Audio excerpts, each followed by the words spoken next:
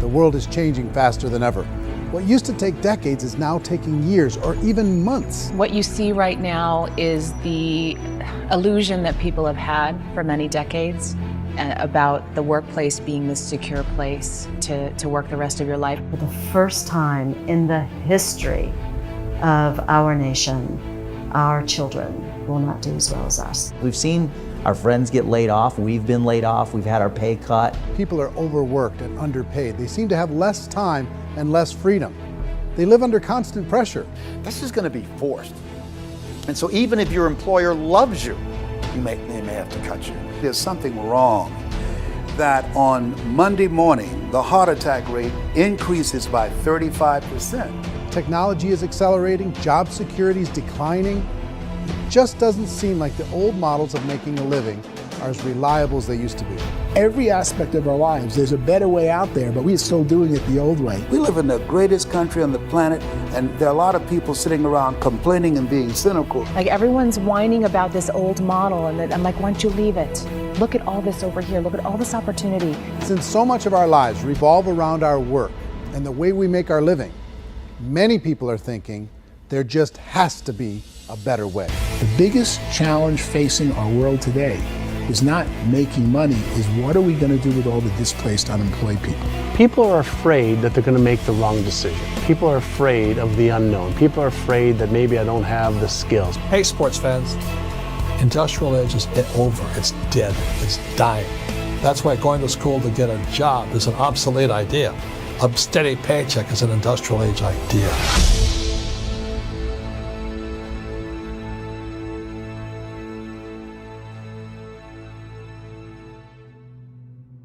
In our search for a better way to make a living, we've come to the conclusion that becoming an entrepreneur is actually safer than being an employee. And through our look at the entrepreneurial options, one particular path kept coming up from expert after expert. And I think most people will find it surprising because it's certainly a non-traditional business model. That model is for people to start their own business and become an entrepreneur through the creation of a network marketing business.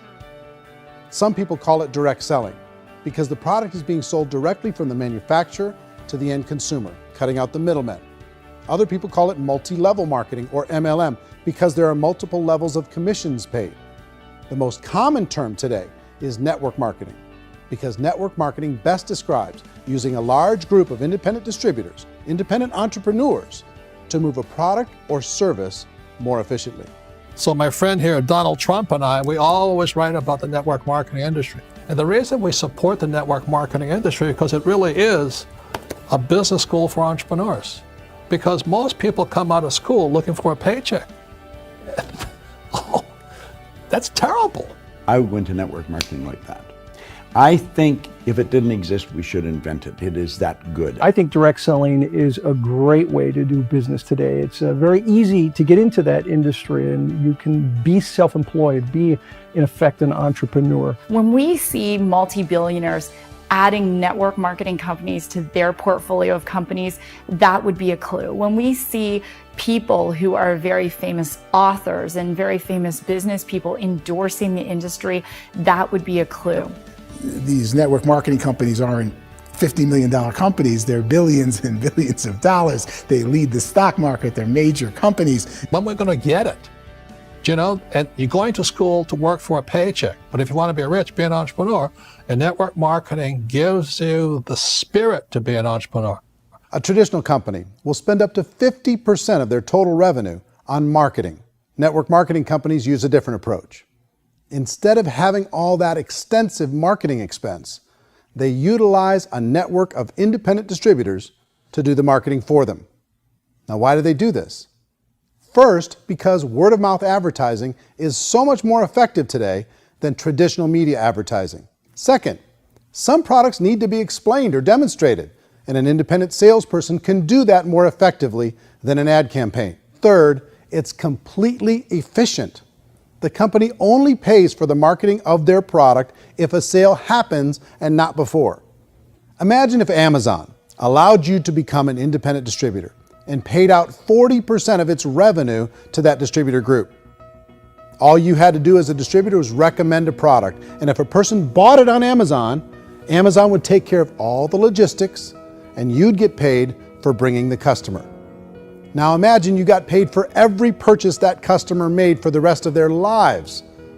Well, Amazon doesn't offer this option, but network marketing companies do. 85% of all buying decisions in our society are made as a result of word of mouth or reputation. We're recommending things to each other all the time.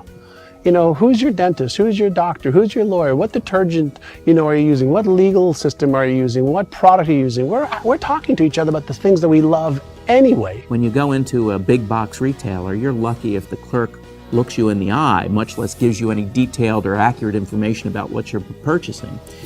So of course, this personal information, this education coming from a friend, a neighbor, a relative, or even a stranger, but one who has experience with the product is extraordinarily valuable. As a matter of fact, network marketing can educate consumers probably better than any other form of marketing.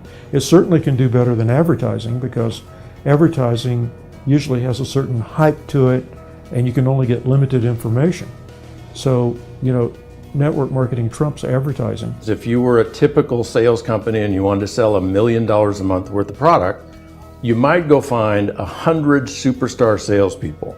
The quota would be $10,000 a month. So network marketing as a distribution system just flips the numbers. So we use 10,000 happy, raving fans of a particular product, and we don't concern ourselves so much with how much product each one of them individually sells. If they sell just $100 or $200 a month, and there's 10,000 of them, you're selling $1 million to $2 million a month worth of product. And that's the best way I can explain how network marketing works. This is the marketing arm of the company. There's not money being wasted on bricks and mortar. There's not money being wasted on inventory that's sitting stagnant somewhere. There's not of employees standing around that don't have customers. These are people that are going to connect with customers. These companies allow people to become independent distributors for extremely low cost and with no minimum time or sales quota. Essentially, they own their own business and can provide as much or as little sales as they choose. In other words, the distributor gets all the benefits of traditional business ownership without the risk. The advantage of network marketing is the ease of entry, the low risk, and the low startup cost, because almost everything else has very high risk. You can get in for a minimal investment. You're buying into a system that's already been proven, products or services that have been proven to work. The keys to network marketing is providing an opportunity for the masses to get involved, providing an opportunity for the average person who doesn't have the resources to start their own business. All of this so far is fairly straightforward, but network marketing offers another benefit, and it's this benefit that makes it so interesting for entrepreneurs. Network marketing allows a distributor to build their own network of other distributors and then compensates them on the sales created by that entire group. Direct selling is, at its base, very simple. It's the sale of a product or service to an individual on a face-to-face, one-on-one basis, just the way we're talking right now. But there's an important element as well, and that's the offering in conjunction with that sale of product, the offering of an opportunity for someone to make something of themselves. No matter what your social status is, no matter what language that you speak, I mean, look how many unbelievable people are becoming successful that speak every kind of language out there. What an awesome gift to give the world. Instead of having to work your way up in a system and prove that you could be a sales manager, they just decided everybody can be a sales manager. Everybody gets to build a sales team from day one.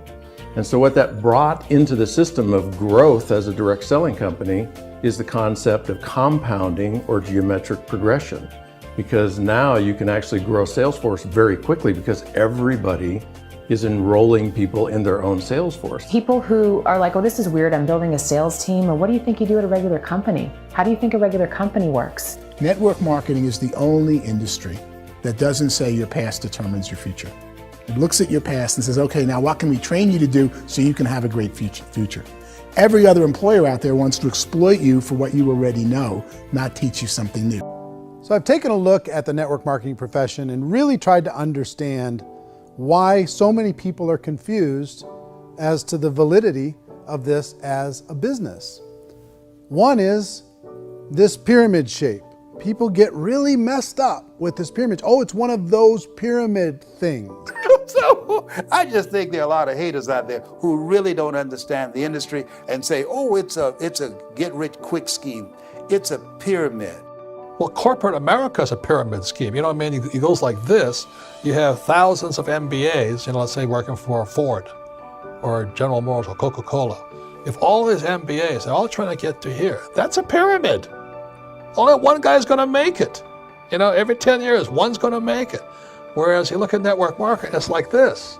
So you're here, and your job is to develop other CEOs coming up behind you. So it's an inverse pyramid. In network marketing, it's a very simple concept. If you sell product, you get paid. It is paid based on production. There is no first mover's advantage. There is no investment component where the more somebody spends, the more they're entitled to make. So the two are polar opposites of each other. It doesn't matter what shape the company is or the compensation plan is shaped, whether it's a circle or a pyramid or a triangle or a trapezoid, it doesn't matter. If compensation is coming primarily from recruitment, then you've got a problem. On the other hand, if an operation is basing their compensation to participants on the basis of sales, even when those sales are generated by people you've recruited, well, then you're a perfectly legitimate enterprise. That's the legal test, it's the practical test. The reality is in network marketing, there's a lot of hard work involved. There's a lot of effort. You're going to have to develop yourself. It's a business like anything else. It's going to take some time, but in my opinion, it's better. But I do have to tell you the catch to network marketing. If there is a catch, if you want to understand this from an emotional point of view, people say, well, it sounds too good to be true. It's not. It's hard work. But here's the catch. Most people still don't understand it. So you're going to have to endure the loss of social esteem from ignorant people. The uneducated will think less of you. Now, if you can handle that, you're on your way. If that's going to destroy you, you know what? Entrepreneurship in general probably isn't in your future. If you can face that catch, you can become unstoppable. I want everyone to really contemplate this if they're not in network marketing.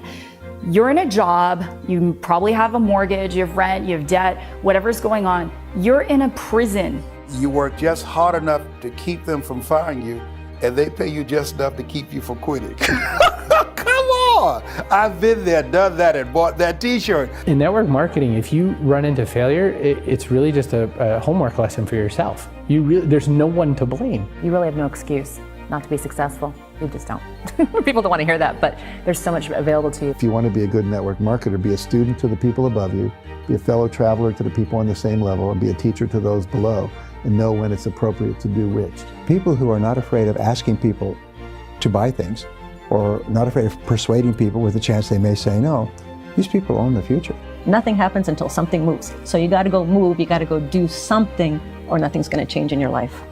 In the beginning, you're going to do a lot of things that you don't get paid for.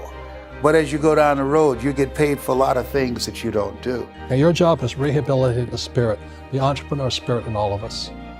You get it back. Either give it a strong yes or a strong no, but no wishy-washy, dilly-dally stuff in the middle. There's dreams and there are nightmares, but I believe that the biggest nightmare of all is when you don't pursue your dream. You're going to see some monumental growth in this profession. It's an exciting, exciting time to be involved with the network marketing profession. The next 10 years, I see just exponential growth. When that tipping point comes, it's not a matter of asking somebody, have you ever heard about network marketing? You're really asking them, which company are you building your wealth in? We are here to fix the world, to improve relationships with other people, to improve other lives. And the real reward comes as an entrepreneur in any level from teaching somebody something and watching them soar. There is no greater reward.